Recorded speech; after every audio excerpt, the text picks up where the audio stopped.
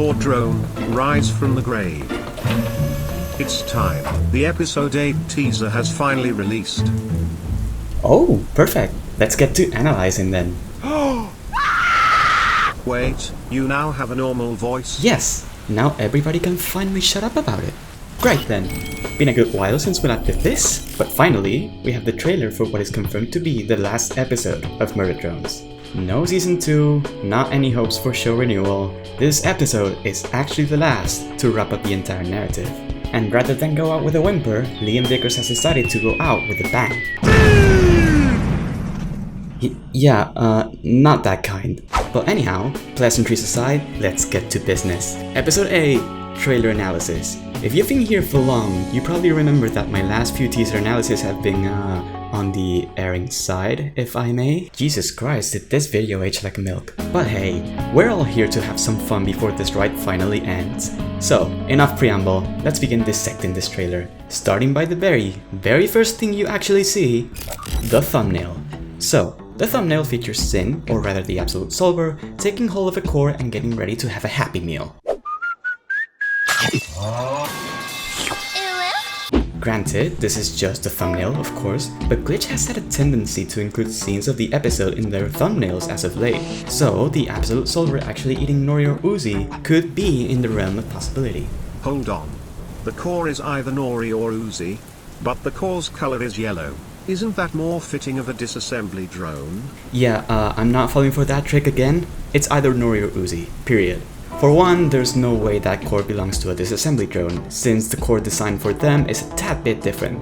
And for two, if you remember episode 7's teaser, Uzi's handlight in that scene was shown to be yellow at first, but then was revealed to actually be purple once the episode released. The core that we see here might simply be purple, which means that it could very well be either Nori getting killed by the start of episode 8, or Uzi by the end of it.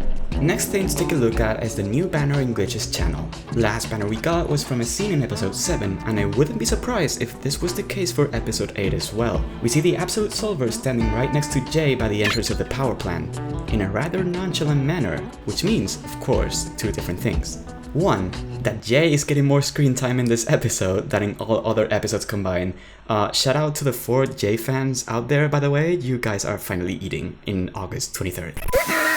And two, that Jay was in cahoots with the Absolute Solver since episode 6. We used to rather think that Sin was actually deceiving Jay, but still, this does hold narrative sense regardless. If you guys remember episode 5, we got that N and V were free from Absolute Solver control thanks to Uzi's hacking.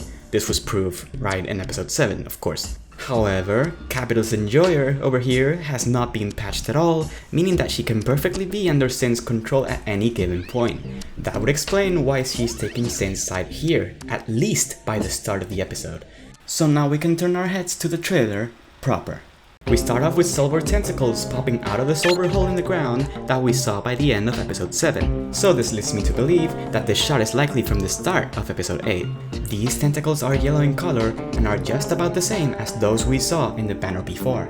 Next up, we see Sin doing a scissors kind of motion as the lights flicker off outside of the frame.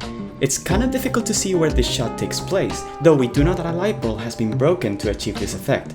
Not like this is the first time that Sin has done this, of course, we saw something similar in episode 7, but still, we don't really know where we are exactly. So I'm gonna go out on a limb and say that this shot actually happens in Outpost 3. Why exactly? Well, a lot of the trailer shots actually happen in Outpost 3.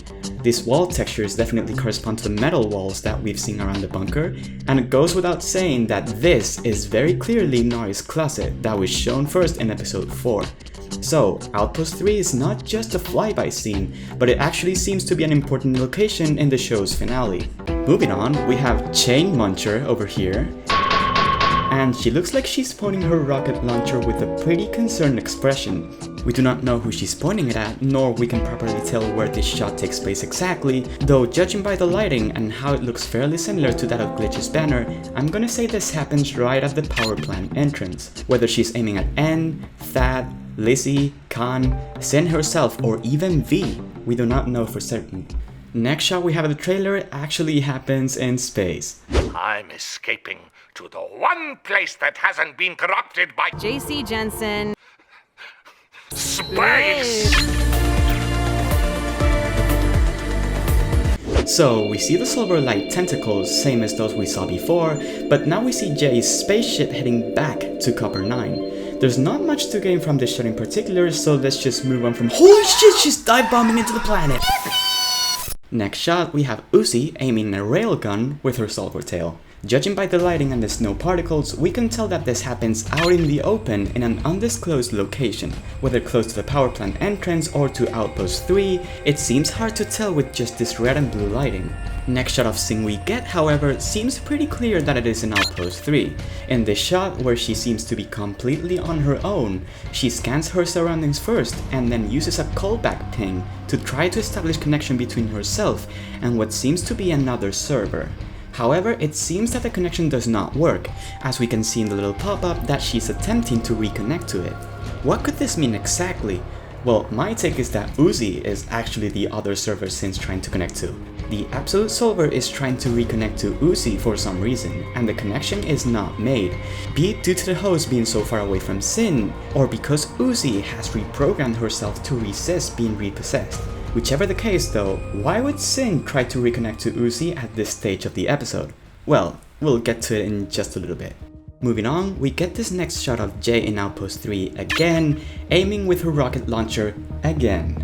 Notice also the fact that both Jay and the camera are starting to tilt to the right by the end of this shot, implying that there's multiple targets that Jay has to shoot at. Next scene we get clearly happens outside, and the next shot we get of Sin happens by the power plant entrance, since this is the same railing we saw in episode 6. Now then, this Matrix looking ass scene. Sin dodges a freaking rocket. Whether fired by J, N, or even V, we cannot tell exactly. However, we do know that this happens out in the open as well, again judging by the red and blue lighting. Another Outpost 3 scene we get, just by the pipes in the background, is the Absolute Solver pinning Uzi to a wall.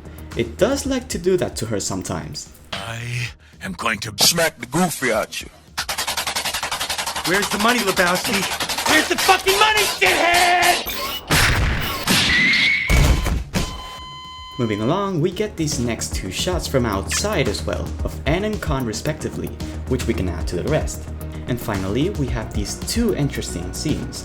Sin trying to reach out for Uzi, and then Jay's spaceship flying about. This, in my view, belong to different parts of the episode altogether. This one would belong to the end of the episode, where Sin tries to take hold of Uzi one last time in the outside location, while this other one happens not by the end of the episode, but in the midst of it, with our main cast flying around the planet and not away from it. Now, as to which characters are inside the spaceship, however, we cannot really tell exactly, and that's it. Those are all the shots we got. No, forgot to mention, there's actually something super important that you should know. Look at this font. Like, look at it. It's the same freaking font from this scene back in episode 1. Like, do you see the level of detail in this show? Do you not understand how— Lord Drone, I hate to break it to you, but nobody cares about a reused font. Okay then, I guess we're now predicting the plot then. You ungrateful prick. So, with all of those scenes in mind, it seems hard to know exactly what's going to happen. All in all, we have 5 locations in which the episode seems to develop. We have a few clips by CFL, another couple in the power plant, some in space, a bunch of them in Outpost 3, and finally, a few bit more in an undisclosed location with red and blue lighting. What order do all these scenes have? Well, let's take a look at my old prediction for episode 8, the one I did back in my last video. My prediction back then had these main narrative beats. 1. The episode begins right as episode 7 ended, with the singularity starting from the solver hole in the ground and Uzi getting launched into space. 2. We get Jay in the power plant entrance about to face off Fat, Lizzie and Khan before N intervenes. Jay is hesitant to trust N, but later V comes into the picture, with the reveal that she was alive all along, as episode 7 itself seems to imply. 3. Uzi's hacking process for admin rights, back in episode 5, can be condensed into a patch in Outpost 3 to use on Sin herself. If admin hacking was administered on Sin, the host would be liberated from solver influence, and thus would the singularity stop. 4. Once the new patch has been retrieved, a final battle would take place. The show would conclude with Sin being defeated, but Uzi being possessed at the last minute by the Absolute Solver. As the planet faces certain death, N would sacrifice himself, getting everybody into Jay's spaceship to flee the planet. Those were my main points for episode 8 at the time, once episode 7 released. Does this new evidence from the trailer throw my entire prediction to the ground? Well, actually, no. With the scenes that we got in this trailer, once we order them, based on the locations we visit, we can actually make out most of the plot, if not the entirety of it.